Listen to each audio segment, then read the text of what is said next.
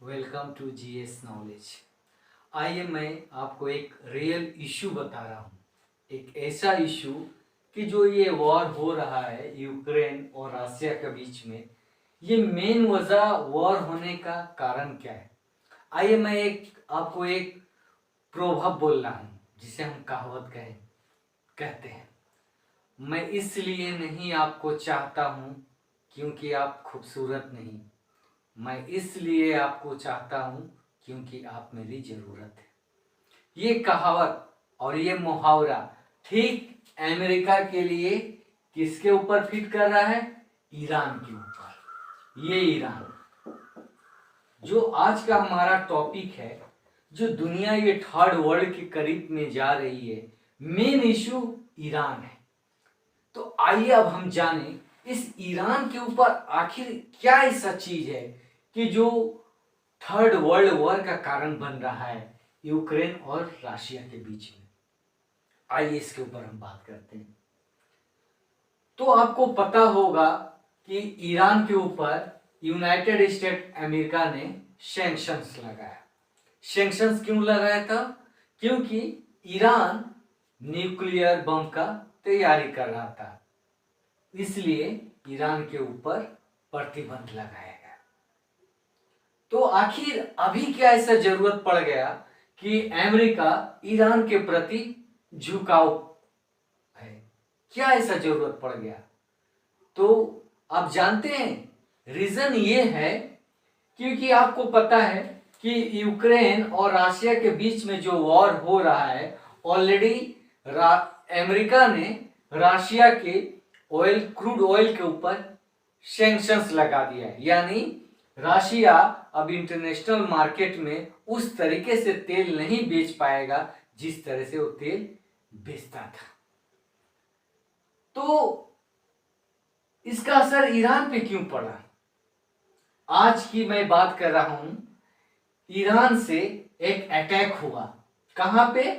Kurdish एक state है Iraq में, और इस सिटी का नाम है इरबिल, जो नॉर्थन इराक में पड़ेगा। वहां पे अमेरिका का एक एम्बेसी है, वहां पे अटैक किया गया। जब अटैक किया गया तो हालांकि उस कंसुलेट में किसी की इंजुरीज नहीं हुई, कोई लाइफ लॉस्ट नहीं हुआ, कुछ बिल्डिंग को नुकसान पहुंचाया गया। तो जिस कारण से हुआ था, तो अब ये नहीं समझ में आ रहा था कि आखिर ईरान क्यों अचानक यहां पे अटैक किया। पूरा दुनिया इसका वजह जानने की कोशिश कर रही थी।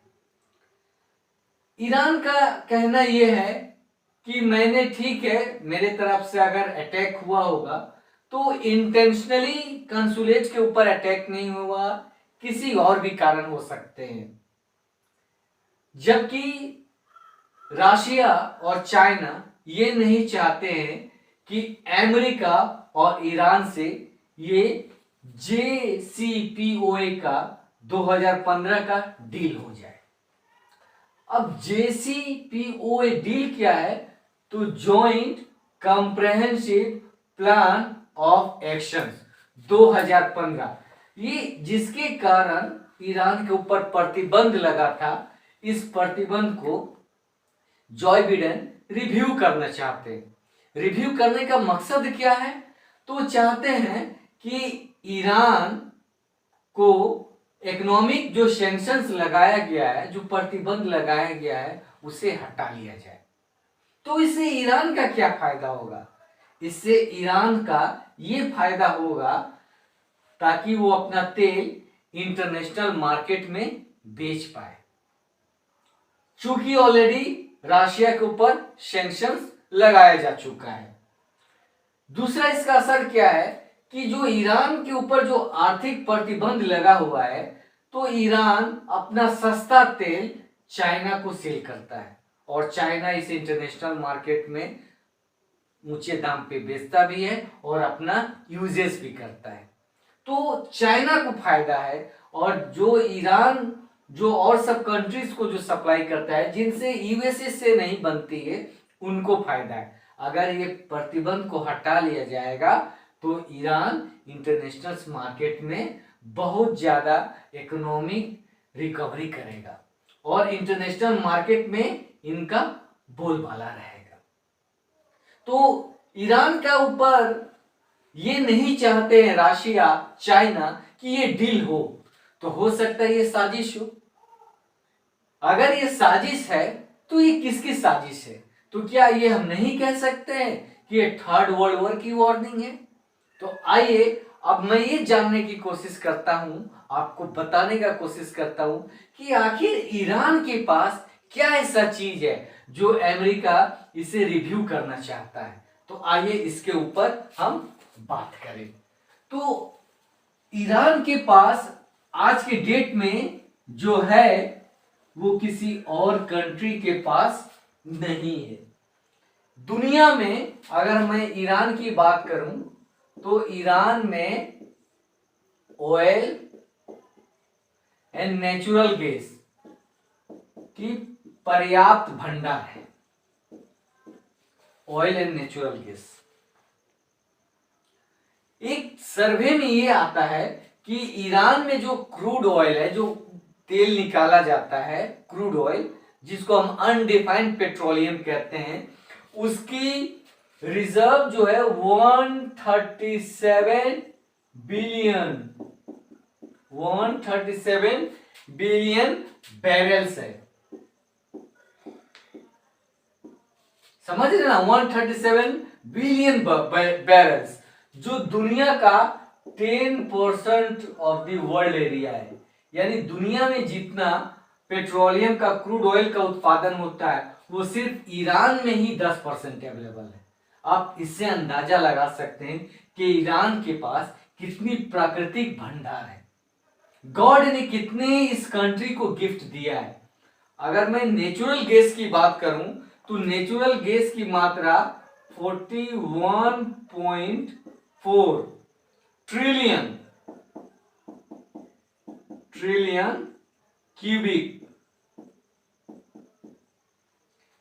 क्यूबिक मीटर, समझ रहे हैं, क्यूबिक मीटर, जो दुनिया का 15% है वो सिर्फ ईरान में नेचुरल गैस है। अब इतनी प्राकृतिक भंडार होने की वजह से ईरान के पास बहुत कुछ है दुनिया को देने के लिए, लेकिन आर्थिक प्रतिबंध होने की वजह से ईरान खुल के इंटरनेशनल मार्केट में बेच नहीं सकता है।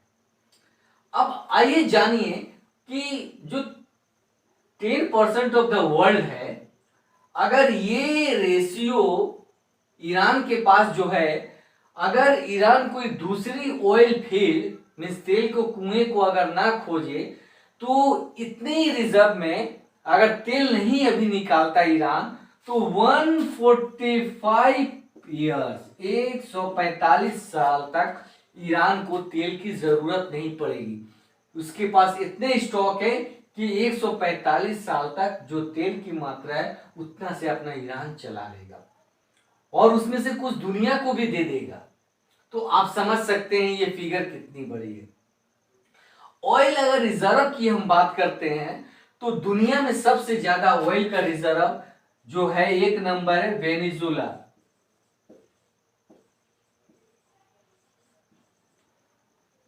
वेनेजुला। और फिर अमेरिकन कंट्री में आती है। दूसरा दुनिया का सबसे ज्यादा जो ऑयल रिजर्व है वो है सऊदी अरबिया, और तीसरा जो है आपका वो है ईरान। तो अब देखिए, अगर रशिया के ऊपर प्रतिबंध लगाया है अमेरिका ने, तो अपनी मात्रा तेल कहां से खपत करेगा? वो चाहता है कि हम ईरान से करें, लेकिन ईरान के ऊपर तो प्रतिबंध है, तो इसे कैसे अपनी पर्याप्त करेगा, कैसे अपनी जरूरत को पूरा करेगा? तो इसीलिए जो मैंने बोला, JCPOA को रिव्यू करना चाहते हैं। पर अमेरिका के पास भी चैलेंजेस है, इतनी आसानी से बिडेन साहब नहीं कर सकते। इसकी क्या वजह है हम कुछ देर में आपको बताने वाले हैं। आप हमारे वीडियो को देखते रहिए, कहीं जाइए मत। तो ये तो हो गई। अब आइए मैं आपको बताऊं कि ये बैरल क्या होता है। तो बैरल का मतलब, अगर मैं बैरल की बात करूं तो 1 US बैरल, 1 ऑयल बैरल जो होता है, अगर मैं अमेरिका की बात करूं, यूनाइटेड स्टेट, तो 42 गैलन होता है, 42 गैलन्स। और ये जो गैलन्स है ये ड्राई गैलन, मैं ड्राई गैलन की बात कर रहा हूं, 42 गैलन्स। अब 1 US गैलन कितना होता है? तो 1 US गैलन जो होता है वो अप्रोक्स 3.785 लीटर, जो 231 क्यूबिक मीटर आएगा। अगर मैं वेट की बात करूं तो ये लगभग अप्रोक्स 3.79 केजी में आएगा। तो सोचिए, इतना तेल रिजर्व ईरान के पास है, तो कौन नहीं चाहेगा कि हम उस चीज को फिर से रिश्ते बनाएं, फिर से उसे देखें। यही कारण है। और आपको पता है, दुनिया में अगर किसी चीज को सबसे ज्यादा जरूरत है तो वो है तेल। कौन सा तेल? तो क्रूड ऑयल, पेट्रोलियम। समझ रहे हैं ना? तो मेन ये वजह है। अब आइए मैं आपको एक और बात बता दूं, क्योंकि अमेरिका तो चाहते हैं, जो बिडेन साहब चाहते हैं, पर चैलेंजेस भी है। चैलेंजेस क्या है? तो चैलेंजेस उनके पास यह है, क्योंकि रिव्यू जब वो करेंगे तो ईरान ये चाहता है, क्योंकि अगला अगर कोई नेक्स्ट प्रेसिडेंट आए तो उसे ओवरटर्न ना करे, यानी उसे जो अभी रिव्यू रहेगा वो जारी रहेगा। लेकिन जॉय बिडेन की कंट्री में रिपब्लिकन जो पार्टी है, जो उनकी ऑपोजिशन पार्टी है, वो कहती है अगर जॉय बिडेन साहब ईरान की इस पॉलिसी को रिव्यू करते हैं तो हमारी जब गवर्नमेंट बनेगी 2025 में, तो हम उसे ओवरटर्न कर देंगे, यानी उस फैसले को हम बदल देंगे। तो ये बिडेन साहब के लिए चैलेंजेस है। और अमेरिका भी अभी चैलेंजेस इसमें है, क्योंकि जो तेल वो इंपोर्ट रशिया से करते थे, अब तो प्रतिबंध लगा दिए हैं।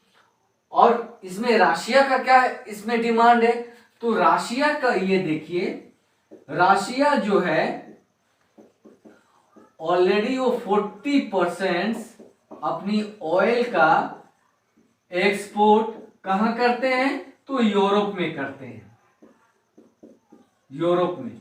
यानी यूरोप जो है 40% टोटली रशिया के ऊपर डिपेंड है। और रशिया का मेन इनकम कहां से आ रहा? तो यूरोप से आ रहा। तो अब ये जो प्रतिबंध लगेगा तो ये यूरोप भी इफेक्टेड होगा और रशिया भी इफेक्टेड होगा। तो सबसे ज्यादा लॉस किसका है? तो रशिया को है। तो अब ये यूरोप का तेल कहां से आएगा? नेटो कंट्री को तेल कहां से मिलेगा? तो ये जो पॉलिसी जो यूएसए रिव्यू कर रहे हैं, तो ईरान से हो सकता है मिलेगा। और इसलिए इनडायरेक्टली अमेरिका रशिया को थ्रो आउट करना चाहता है, इंटरनेशनल मार्केट से आर्थिक तंगी से गिराना चाहता है। समझ रहे हैं ना? तो मेन तो लड़ाई यहां पे है। रही बात रशिया की, तो रशिया ने खुलेआम धमकी दिया कि ये मेरे ऊपर जो प्रतिबंध लगाए जा रहे हैं ये अच्छा नहीं है, तो मैं भी अपना पूरा प्रोडक्ट यूरोप के लिए रोक दूंगा। तो यूरोप में हाहाकार मच जाएगा। समझ रहे ना? तो रही बात रशिया की, तो रशिया का मेन इनकम ऑयल से है। और दूसरा जो रशिया का मेन इनकम है वो आर्म से आता है, मीन्स हथियार अपने दूसरे देश को बेचता है और वहां से रेवेन्यू अर्न करता है। तीसरी जो रशिया की आमदनी आती है वो न्यूक्लियर रिएक्टर से आती है, न्यूक्लियर रिएक्टर से आती है। और अभी हम जानते हैं कि ईरान का करीबी साथी कौन है? तो रशिया है और चाइना है, और एंटी कौन है? यूएसए है। देखिए, जियो पॉलिटिक्स एक ऐसा पॉलिटिक्स होता है कि कोई आपका परमानेंट दोस्त नहीं होता है और कोई आपका परमानेंट दुश्मन नहीं होता है। अगर कोई साथ होता है तो आपकी जरूरत होता है, मेरी जरूरत होता है। तो ये सब ईरान के साथ हो रहा है, समझ रहे हैं ना? तो ईरान में दुनिया का, मैंने ऑलरेडी कहा कि कितना तेल रिजर्व्स है। अगर मैं एक्सपोर्ट की बात करूं तो आज के डेट में पूरी दुनिया में सबसे ज्यादा तेल अगर एक्सपोर्ट करता है क्रूड ऑयल तो वो है सऊदी अरबिया, और नेक्स्ट जो 2 नंबर है वो है रशिया। तो ये बैन जब लगा रहा है तो ये तो इफेक्टेड होंगे, इंटरनेशनल मार्केट से तो बाहर जाएंगे। इसमें सऊदी अरबिया को फायदा होगा, और जो तेल जो इंटरनेशनल मार्केट में यहां से नहीं जाएगा, नहीं खरीदेगा, तो ईरान का भी फायदा होगा और ईरान भी इंटरनेशनल मार्केट में आसानी से अपना तेल बेचेगा। समझ रहे हैं ना? तो अमेरिका को रशिया किस तरह इनको पीछे करने में लगा है अमेरिका, ये देखिए। मेन इशू यही है, यही वजह है कि यूक्रेन रशिया का प्रॉब्लम सॉल्व नहीं हो रहा है। अब जो ये अटैक कुर्दिश सिटी में हुआ है, जो जिसको हम इरबिल कहते हैं, तो कुछ लोगों का, एक्सपर्ट्स का कहना ये है कि ये हो सकता है कि चाइना और रशिया का इसमें साजिश हो, क्योंकि वो नहीं चाहते हैं कि ईरान के साथ अमेरिका की पॉलिसी रिव्यू हो। समझ रहे हैं ना बात? तो ये कारण है। अगर हम ऑयल और गैस फील्ड की बात करें तो ईरान में दूसरी एक इंपॉर्टेंट बात है, ईरान में हाइड्रोकार्बन की जो फील्ड है 145 है, और ऑयल एंड गैस फील्ड की जो कुएं हैं ईरान में आज के डेट में 297 है, और इस 297 में 102 ऑयल फील्ड है एंड दूसरा 43 जो है वो गैस फील्ड है, यानी गैस की भंडार। समझ रहे हैं? 43 गैस फील्ड है और 205 जो है वो रिजर्व है।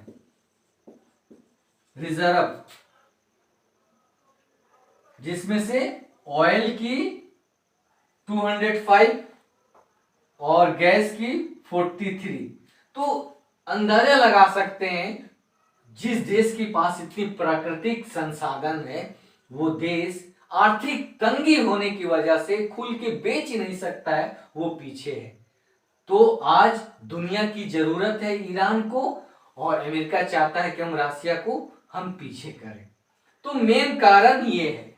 तो इसी वजह से ये यूक्रेन रशिया का जो इश्यू है ये ईरान के ऊपर डिपेंड हो गया है। समझ रहे हैं ना? तो ये कारण है। तो मुझे उम्मीद है कि आपको ये बात समझ में आ गया होगा, क्योंकि यूक्रेन रशिया का वॉर जो चल रहा है तो मेन वजह उसमें क्या है? ईरान। तो क्या हम ये कह सकते हैं क्या ईरान थर्ड वर्ल्ड के लिए जिम्मेदार है, या ईरान ही एपी सेंटर है? हो सकता है। मुझे उम्मीद है आपको मेरा वीडियो बहुत पसंद आया होगा, और अपना कमेंट्स करते रहिए। Till then, goodbye, take care.